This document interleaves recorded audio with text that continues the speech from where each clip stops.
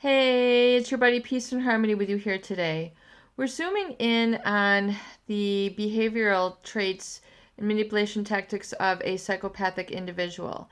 And this is as a result of the increase of inquiries I've received from those individuals who have been targeted by psychopaths, particularly in their love relationships, as well as those people who have been raised by psychopathic individuals. It's a very distressing situation, and I find that oftentimes there's a need for people to seek to understand, really, in essence, why this person has devalued them, why they have discarded them, and furthermore, why they're feeling so distressed after the relationship. And the psychopath individual is described in a very interesting manner by Thomas Sheridan, the author of the book Labyrinth of the Psychopath, Puzzling People. And he describes, he has extensive experience with those types of individuals as well. And he describes this very astutely in saying, imagine one morning you wake up to discover that you have lost any sense of empathy towards all other human beings, animals, and the world in general. More than this, you also find upon waking that your ability for compassion and love has also departed, along with any understanding of another human being's emotional depth. Suddenly, you find yourself in a world of your own, devoid of morals, ethics, remorse, and accountability, as well as any meaningful affection for other living things. Upon the realization that you are no longer burdened with the capacity to care about the welfare of others, you still retain the ability to observe examples of compassion and emotional richness amongst other humans and then mimic these emotions. So he goes furthermore into describing this. Excuse me. Sorry about that.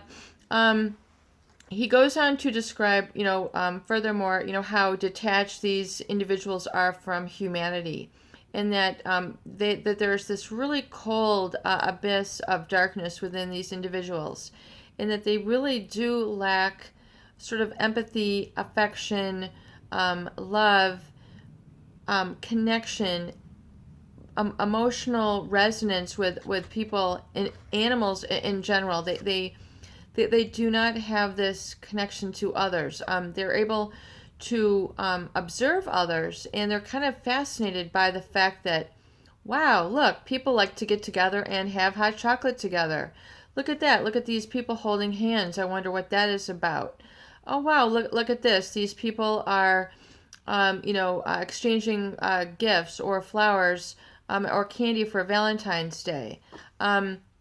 And they just don't feel it. They just don't get it. They don't see the connection. They don't have the capacity to understand the feelings, needs, wishes of another's, but really that emotional depth that is between people. That they really don't feel it. They don't sense it, but they can see it from an observation standpoint. So even though they don't experience it, they observe it and then they mimic it.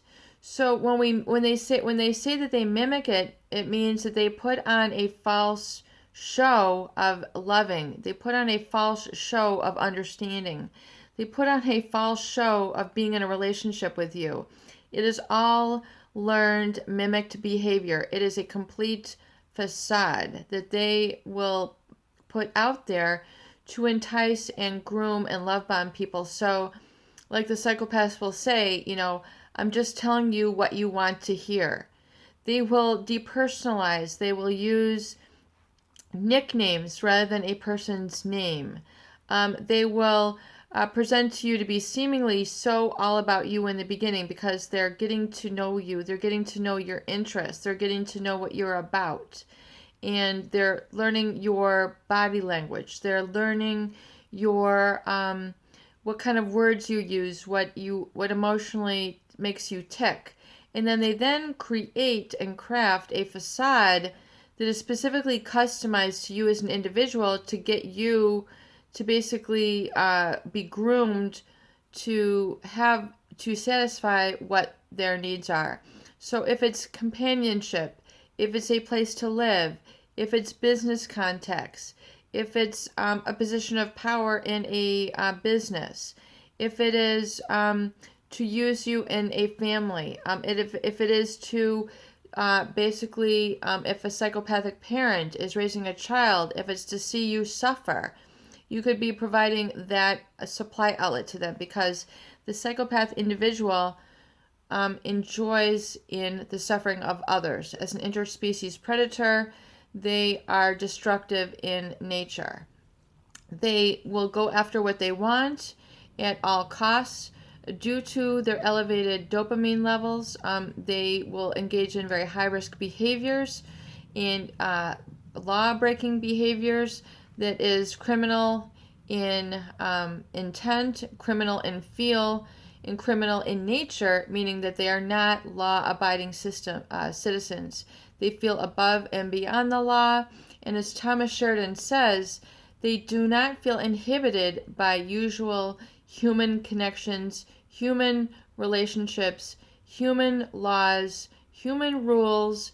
They just, because they are devoid of this conscience, they are lacking a conscience, they feel that they are different and that this difference makes them superior to others, and that they can furthermore take advantage of people in getting what they want, and then furthermore they're going to turn it around on you and say that, well, you were so stupid, you deserve to have been taken advantage of. And furthermore, they will continue this targeting for as long as they see fit to get whatever it is that they're after. So until they move on, or until they've let go of you as their target, they're going to continue to set up an addiction to their presence to you. And they do this through hypersexualization, through being very crafty, cunning, sly, seeming apparently attracted to you, and being a companion to you. And so they create this aura, or they create this feeling, an emotional feeling, like they just sort of emanate this sort of security, but it's a false security. It is a false feeling of partnership. They are exuding this from their character as a way to get you enticed, seduced, and essentially brainwashed into trusting them. And then after that, they essentially are going to violate your boundaries, eradicate your own personal values, your own self-preservation, and take that out from its foundation and its roots, and then turn that back around you, on you, so you become self-destructive. So you become self-annihilating. So it will target the very essence of your character, your reputation, your career, your standing in your family, your standing in the relationship. And so we see this really sort of bring out the worst of others in these type of relationships. So, people who are driven to the extremes of having to leave their jobs and search this person's garbage to see if they were with somebody, because of the anxiety and paranoia and suspiciousness that they have created within this person as a result of their quote-unquote relationship, and controlling them through paranoia, through suspiciousness, through grooming them to feel alarmed at their absence, and feeling addicted. And so when they're gone, or creating, they'll parade supply in front of them as if they're then, pursuing another person, and now this person is going to get the goods. Because of this high propensity to boredom, this high need, this high elevation of dopamine, they will vacillate between a number of different relationships simultaneously.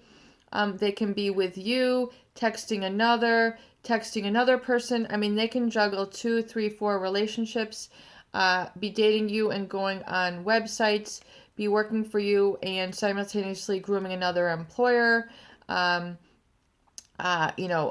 stating that they want to get married and move in with you, and then they have said this to a whole nother person who they're actually then living with, and then going to be devaluing and discarding. So it's like a merry-go-round of supply for these people, and they have no real connection to those people who they target. It is very much, it can be short-lived, long-lived, whatever it is that psychopathic wants. It has nothing to do with what you want, but they will keep you on a supply in the beginning, as long as they can tell you what you want to hear, have you basically experience what you want to experience in the relationship. For example, they'll give you as much as the companionship or the love making or whatever it is in that beginning that gives you that satisfaction.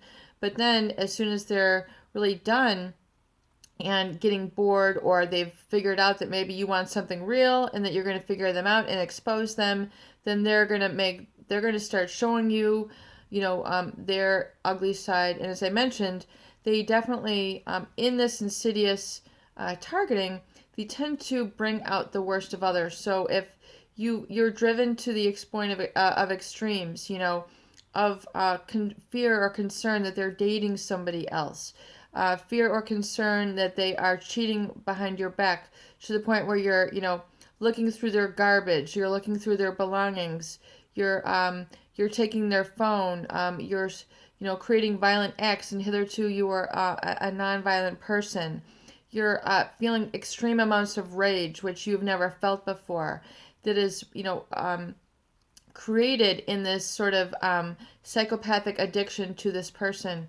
Realize that it's very lethal, dangerous, and that this is the exact intent of the psychopathic individual, is to have you destroyed from the inside out through this fear, ambiguity, suspicion that they have planted in you and groomed and created in you. So if you identify these patterns, please do detach from them. If you have any real pressing concerns, you can always email me at peaceandharmonynow@gmail.com, and I'd be happy to help support you through sort of breaking free from them, because I know it can be very difficult and insidious and addictive in nature. So if you see this, please do take steps to protect yourself and come back to your values, your own routine, your own happiness habit, and get, furthermore grounded in yourself, so you're not further abused by these types of individuals. Peace and harmony with you here today. I hope these videos, that they do help. Please share and please subscribe for more great tools, videos, discussion, and support.